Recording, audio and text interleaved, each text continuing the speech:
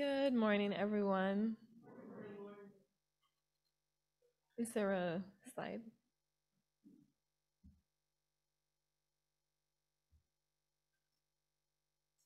It's not. Okay, that's fine. Good morning again. So today, the title of our health talk. Oh, okay. Yes. Today, the title of our health talk will be Nature's Cheapest Medicine. And today we'll be talking about pure air. And as you can imagine, that's very free. So, just as a quick disclaimer, so everything that I talk about today, it's strictly informational. It's not intended to treat, diagnose, or cure any medical conditions, and we all should practice consulting our doctors before making any medical decisions or stopping any medication. Now, let's all practice taking a big deep breath. So, inhale, hold, exhale. Wonderful. So, have you ever taken a deep breath by someplace nice, like by the ocean, by the lake, in the woods, out in the country? I'm sure if you have, you'll notice that the air is crisp and clean and very wonderful. And I especially like or appreciate the air in the winter because it feels especially fresh. And today we're going to talk about pure air, why we need it, and some of its benefits.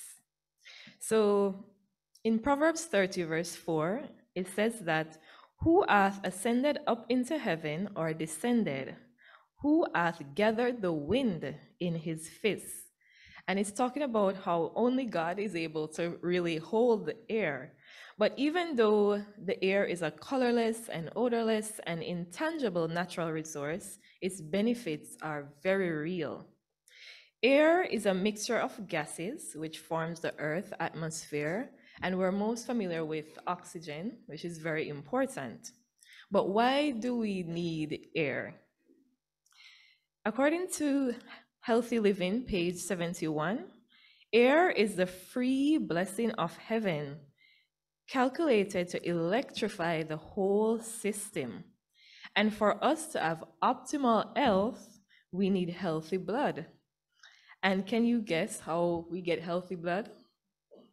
By pure air. Yes, you guessed correctly. By pure air. Our blood is actually purified by clean, pure air, and our bodies are invigorated by it. According to Ministry of Healing, excuse me,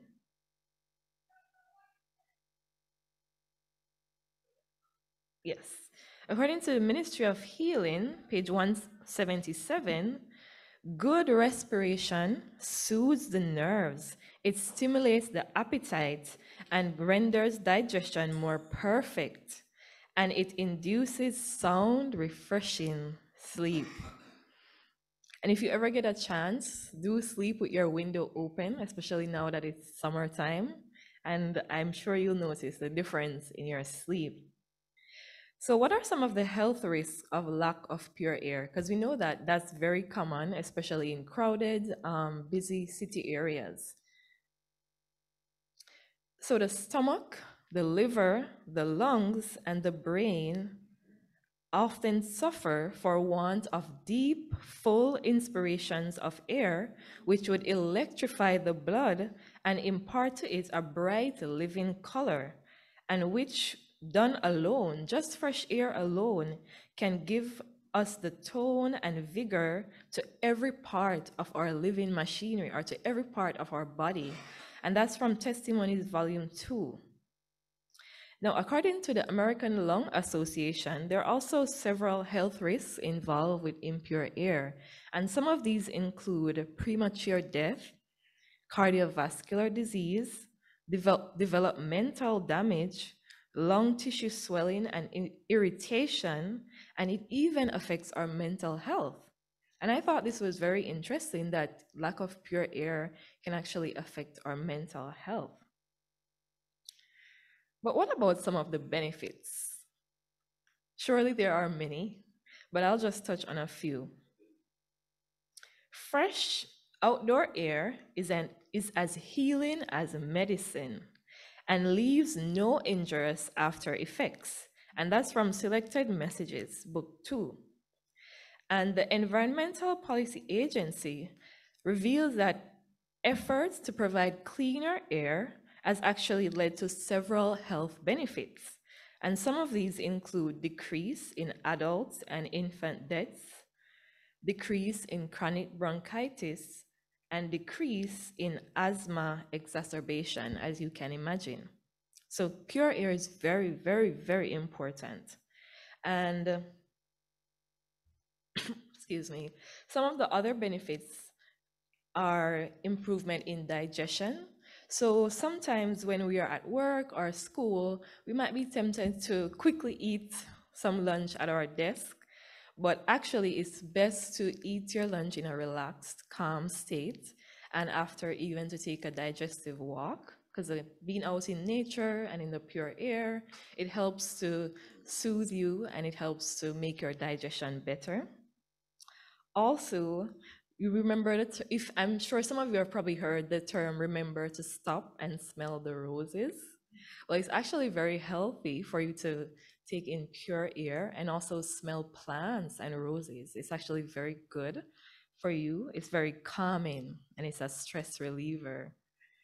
Also, getting a daily dose of fresh air is also helpful to our bodies and helps us to fight infection. And when persons are sick, it's especially good for them to get fresh air. It will help to even make their healing process better. So now that we know some of the health risks involved with lack of pure air and we know some of the benefits, let's talk about how we can best get fresh air. So one of the first things that we want to do is to remove the things that do not promote fresh air. And some of these include like artificial air fresheners, mold, asbestos, as you can imagine, toxic cleaning chemicals, and pet dander and feces. And if we happen to have pets, like cats, it's better to get like a litter box that has like antibacterial ingredients. And then after getting rid of those things that do not promote fresh air in our homes and around our environment, we want to introduce those things that do improve the air quality. So some of the things that we can do include using more natural cleaning agents. One of these include vinegar. It's really good. It's very good, for example, for cleaning your bathroom. Very good. I know the smell isn't the best, but you can always clean after with water. That will get rid of it, the smell. Also, you want to use natural disinfectants and air fresheners. Essential oils are sometimes very pleasant smelling, so you can use some like lemongrass or lavender. Those are very nice. Also, always try to go outside daily, even if you work indoors. Oftentimes, when we work indoors, we're in a very closed off room. Sometimes there are no windows or doors. So it's very good to go outside maybe for like 15 minutes, 20 minutes, just enjoy some fresh air. As often as you can, also go out in nature, hike by the beach or somewhere else in the woods, or even go by the lake. That's very good, very refreshing. And also, another thing that we can do is empty our garbage as often as we can. You don't have to wait until it piles up. You can actually empty your garbage 2 to 3 days out. Also, try sleeping with your windows open, as I mentioned before. If you haven't done it before, I hope that you'll try it and you'll definitely see the difference in your rest, in your sleep. Even in the winter, you probably don't want to open it all the way wide because it's going to be cold, but even an inch, it won't affect your AC bill or heating. It'll be very good for you. And then lastly, another thing that we can do is to think about how when we are setting up our homes, think about how close the trees are to our houses. because especially in the fall and the spring, leaves fall, they rot, and that can affect the air quality close to our homes. So it's best to have large trees a little further away from your house. And then another thing that we can do inside our house is to invest in air purifying plants. And some include, I'll just list three that are probably most common to us. I had some pictures, but you can write them down if you want. So, one that we're probably most familiar with is aloe vera. That's an air purifying plant that we can invest in. The snake plant is another example. And the Chinese evergreen. That's also a good one. So to end, I just want to share a quote from Testimonies Volume 1, page 702. And I think it beautifully sums up how important pure air is. And it says, "Air, air, the precious boon of heaven, which all may have, will bless you with its invigorating influence if you will not refuse its entrance. Welcome it, cultivate a love for it, and it will prove a precious soother of the nerves.